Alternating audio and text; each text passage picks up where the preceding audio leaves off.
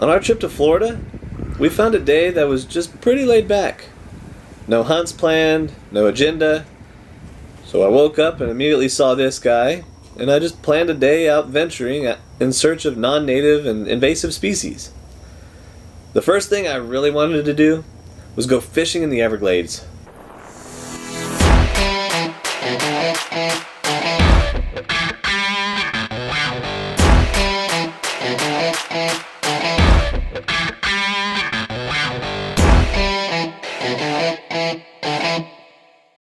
We are fishing for non-native cichlids in the Everglades today.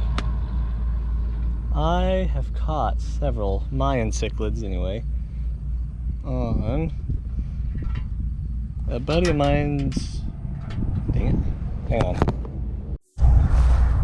I've kind of come up and down this bank quite a bit this morning. I've caught 4.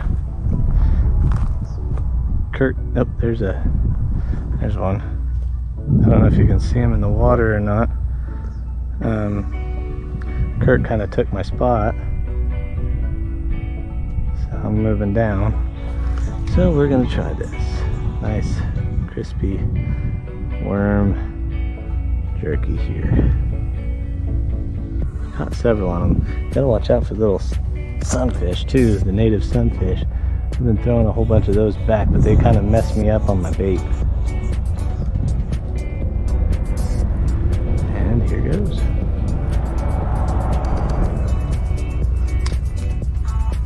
Where'd he go?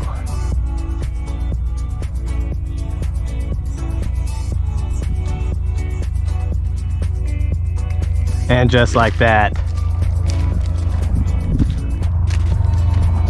that did not take long at all. See what I mean? Just find you a nice crispy worm along the side of the road. Hey, he got off the hook. Oh, no, he didn't. Sorry, buddy, I'll get the hook out of your mouth. And you don't really want to put your finger in these guys' mouths like you do a bass. They got little bitty sharp little teeth. Sharp little daggers in there.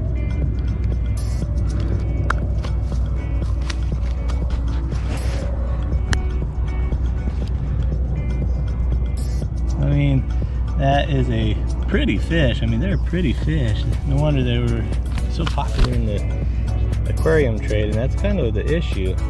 These guys were in aquariums, and well, people kind of started letting them go because they didn't want to take care of them anymore, and they've just overpopulated here in South Florida.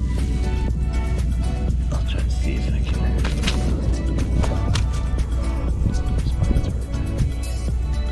I don't know if you can see them teethers. Put them in the sun. See them little sharp little daggers? I mean, you don't want to put your fingers in his mouth. Alright, but that right there, perfect grilling size.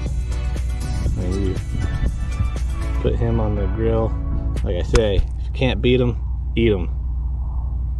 Alright, I'm gonna go put him in the on the stringer with the others. I'm gonna keep fishing. After catching a few more and the fishing slowed down, I decided just to hike around our campsite. There are nearly 1,500 non-native plants in Florida, and one of the most prevalent is the Brazilian pepper tree. This perennial tree, native to South America, was introduced to the United States as an ornamental plant in the 1840s. It's then become a serious invasive species in other countries such as Europe and Africa. And here in the United States, it's taken root in Texas, Hawaii, California, and here in South Florida. These trees can create dense canopies blocking out the sunlight to the native plants underneath, as they can grow up to 20 feet. They spread via seeds in their fruits, which are dispersed by wildlife like opossums, raccoons, and birds.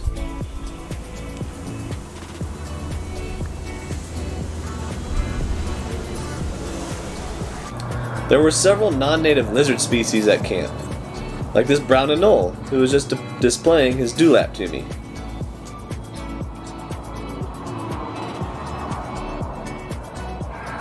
These small lizards, native to the Caribbean and the Bahamas, can outcompete our native green anoles.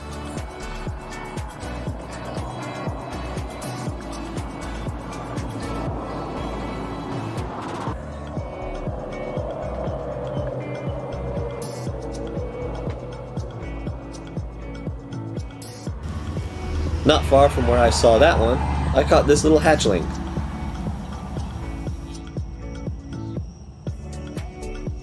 I also saw this brown basilisk native to Mexico and Central America. These guys have the nickname of Jesus Christ lizard, because when they are threatened, they can run across the water surfaces, as this guy shows with one that he caught in his yard.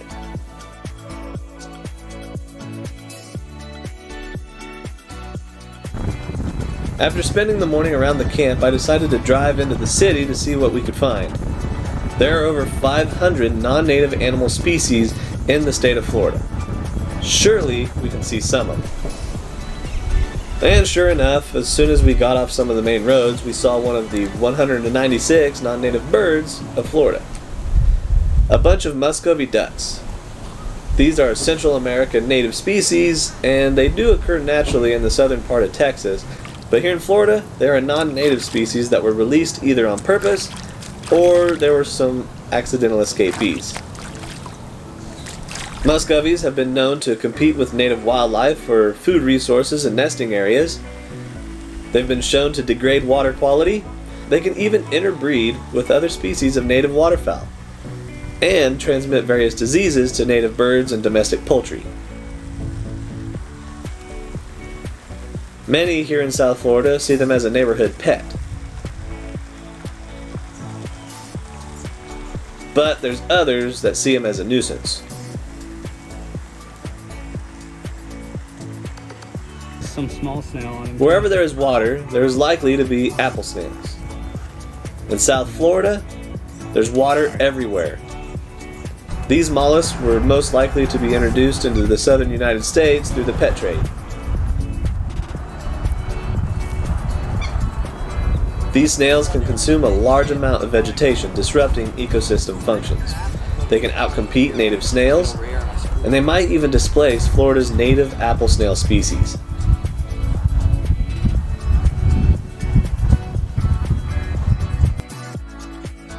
And while we're walking around the canals, we found a cane toad.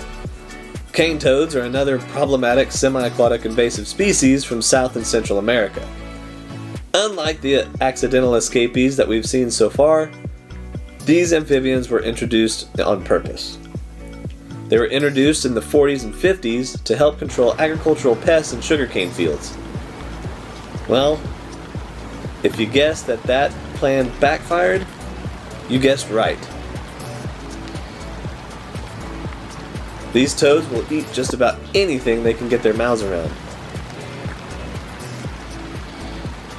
And their glands on the back of their heads makes them toxic to predators, including your pets. Make the noise again.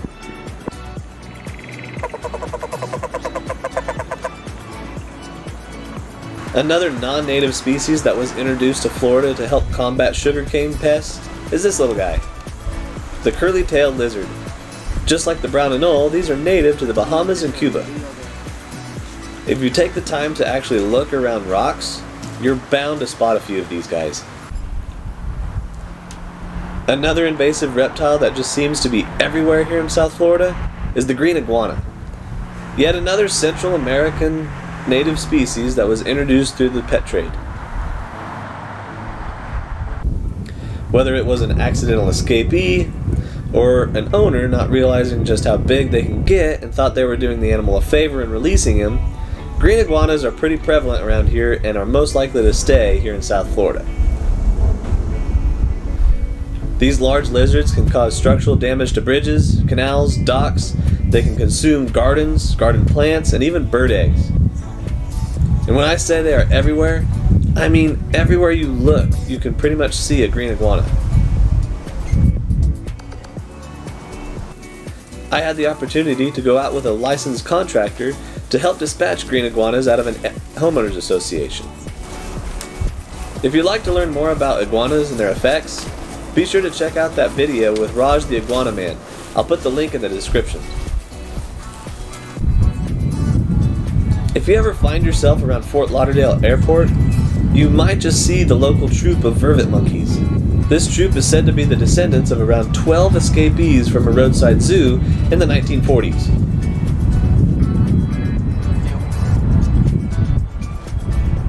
These West African monkeys have become celebrities.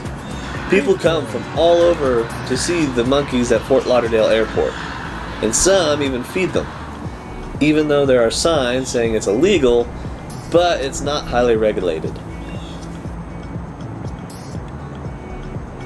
These vervet monkeys are one of 5 species of monkeys introduced into Florida.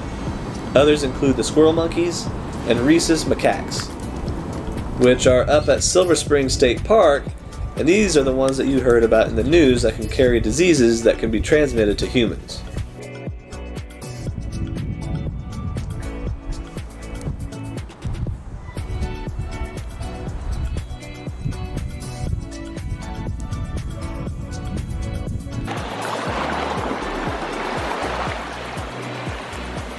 We had to do the touristy thing in South Florida and make it to the beach.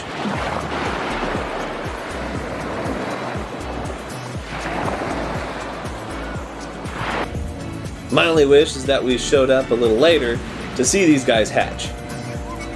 Maybe next time I'm in Florida. A day of being a tourist Invasive Brews style wouldn't be complete without finding a local brewery. And one that just screams Florida and says, "Come on in, this place is fun," is Gulf Stream Brewing. I mean, these murals are awesome. And it just says, "Come in, have a good time, and have a great beer."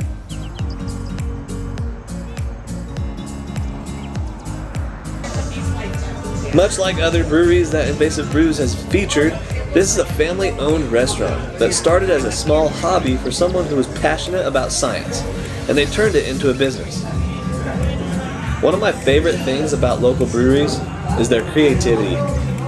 You instantly see the creativity in this place, especially in the names of the beers.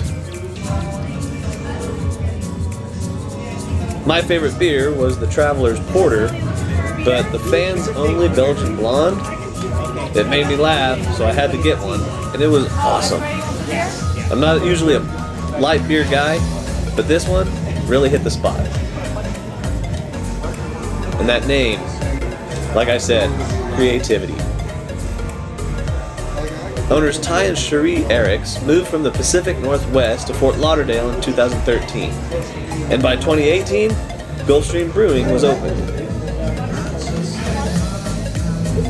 So if you're ever down in Fort Lauderdale and you need some delicious artesian pizza and a great beer, put Gulf Stream Brewing on your trip's itinerary. You won't regret it, I guarantee it. Next time I'm in Fort Lauderdale, I'm for sure coming back.